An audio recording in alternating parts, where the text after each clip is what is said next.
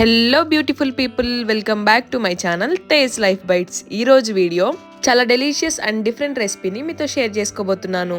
Hyderabad special famous dessert kaddu ki kheer అంటే సొరకాయ పాయసంని చాలా టేస్టీగా ఈజీగా ఇంట్లో ఉన్న వాటితో ఎలా చేయాలో క్లియర్ గా చూపించబోతున్నాను. ఇలా సింపుల్ గా చేసిన పాయసం రుచి అనేది మంచి క్రీమీ కన్సిస్టెన్సీతో చాలా బాగుంటుంది. మరి లేట్ చేయకుండా మంచి టేస్ట్ అండ్ కన్సిస్టెన్సీతో ఎలా ప్రిపేర్ చేసుకోవాలో చూద్దాం.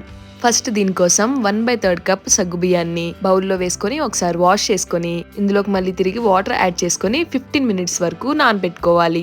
ఇక్కడ నేను చిన్న సగ్గుబియ్యం వాడుతున్నాను. వీటి ప్లేస్ లో నార్మల్ సగ్గుబియ్యం అయినా తీసుకోవచ్చు. సగ్గుబియ్యం నానేలోపు 1/2 kg వరకు వెయిట్ ఉండే సొరకాయని తీసుకోవాలి. ఇక్కడ నేను తీసుకున్న సొరకాయ 1/2 kg కన్నా ఎక్కువ ఉంది. అందుకోసం చిన్న పీస్ ని కట్ చేసి తీసుకుంటున్నాను. సో ఇలా తీసుకున్న సొరకాయని వాష్ చేసుకొని పీల్ ఆఫ్ చేసుకొని గ్రేట్ చేసి తీసుకోవాలి.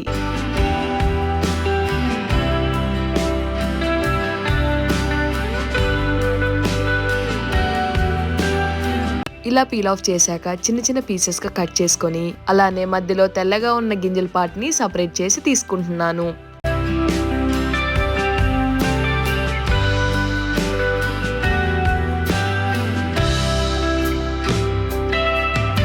ఇలా పైన గ్రీన్ పార్ట్ మొత్తాన్ని గ్రేట్ చేసి తీసుకోవాలి.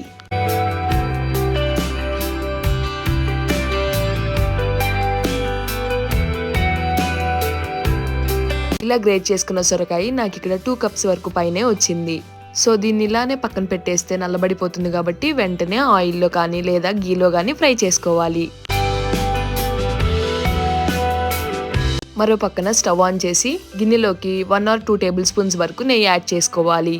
నెయ్యి వేడయ్యాక మనం ముందుగా గ్రేట్ చేసి పెట్టుకున్న సొరకాయ తురుముని వేసుకొని బాగా ఫ్రై చేసుకోవాలి.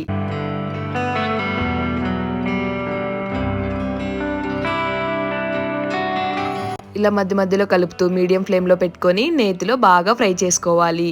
ఇలా నేతిలో 4 to 5 మినిట్స్ వరకు ఫ్రై చేసుకోవటం వల్ల సొరకాయలో ఉండే పచ్చివాసన మొత్తం పోతుంది. ఆ తర్వాత నానబెట్టుకున్న సగ్గుబియ్యాన్ని ఇందులో వేసేసుకోవాలి. ఒకసారి మొత్తాన్ని బాగా కలిపేసి మీడియం ఫ్లేమ్ లో పెట్టుకొని 2 మినిట్స్ వరకు మూత పెట్టకుండా ఫ్రై చేసుకోవాలి. అలాగే 1/2 కప్ వరకు వాటర్ యాడ్ చేసుకోవాలి.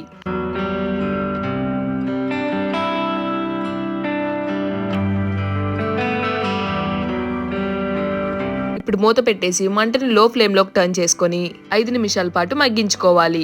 5 నిమిషాల తర్వాత మూత తీస్తే సగ్గుబియ్యం బాగా ఉడికిపోతుంది. అలానే సగ్గుబియ్యంతో పాటు సొరకాయ కూడా బాగా ఉడికిపోతుంది. ఇలా సాఫ్ట్ గా ఉడికిన తర్వాత ఇందులోకి 1/2 లీటర్ వరకు పాలు తీసుకోవాలి. ఒకవేళ మీరు పాలు ఎక్కువగా ఇష్టపడి కన్సిస్టెన్సీ అనేది కొంచెం లూజ్ గా కావాలి అంటే 1 లీటర్ వరకు అయినా తీసుకోవచ్చు. ఈ పాయసంలోకి యూజ్ చేసే పాలు చిక్కగా ఫుల్ ఫ్యాట్ మిల్క్ అయి ఉండాలి. ఇలా ఫుల్ ఫ్యాట్ పాలు తీసుకోవటం వల్ల పాయసం అనేది మంచి క్రీమీ కన్సిస్టెన్సీ ఫామ్ అవుతుంది. ఇక్కడ నేను పాలు అలానే సొరకాయ ఈక్వల్ క్వాంటిటీస్ లో తీసుకుంటున్నాను. ఇలా పాలు యాడ్ చేసుకున్న తర్వాత మంటని వెంటనే లో ఫ్లేమ్ లోకి టర్న్ చేసుకొని 10 to 15 మినిట్స్ వరకు మరిగించుకోవాలి. అంటే కన్సిస్టెన్సీ అనేది కొంచెం చిక్కగా ఫామ్ అవ్వాలి. అలానే పాలు మరుగుతున్నప్పుడు ఎడ్జెస్ లో ఉండే మీగడ్ని స్క్రేప్ చేసుకుంటూ ఈ కీర్ లో కలుపుకుంటూ మిక్స్ చేసుకోవాలి. ఇలా థిక్ కన్సిస్టెన్సీ ఫామ్ అవ్వగానే స్వీట్నెస్ ని అడ్జస్ట్ చేసుకుంటూ 1/3 కప్ వరకు షుగర్ యాడ్ చేసుకోవాలి. అలానే పంచదారతో పాటు స్వీట్నెస్ కోసం 1/3 కప్ వరకు కండెన్సర్ మిల్క్ ని తీసుకుంటున్నాను. ఒకవేళ మీకు కండెన్సర్ మిల్క్ అవైలబుల్ గా లేకపోతే స్కిప్ చేసి 1/2 కప్ వరకు పంచదారని తీసుకోవచ్చు.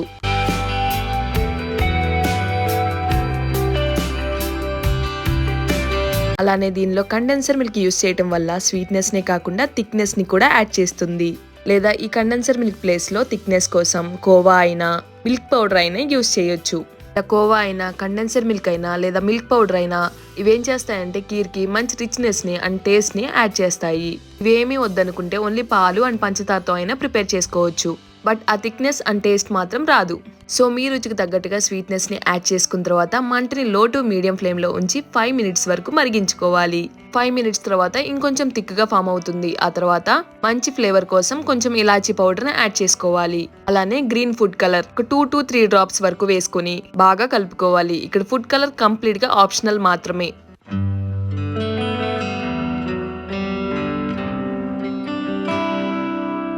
ఇలా పర్ఫెక్ట్ కన్సిస్టెన్సీ ఫామ్ అవ్వగానే సన్నగా చాప్ చేసి పెట్టుకున్న డ్రై ఫ్రూట్స్ ని 1/2 కప్ వరకు యాడ్ చేసుకోవాలి.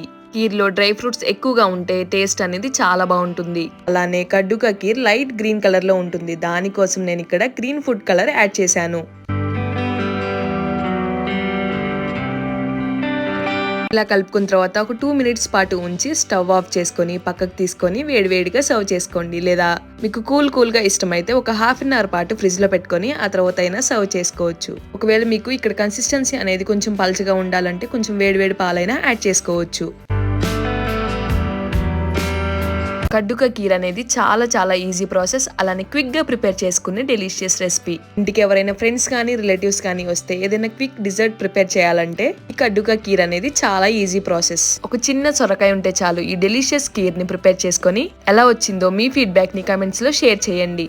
Thanks for watching taste life bytes.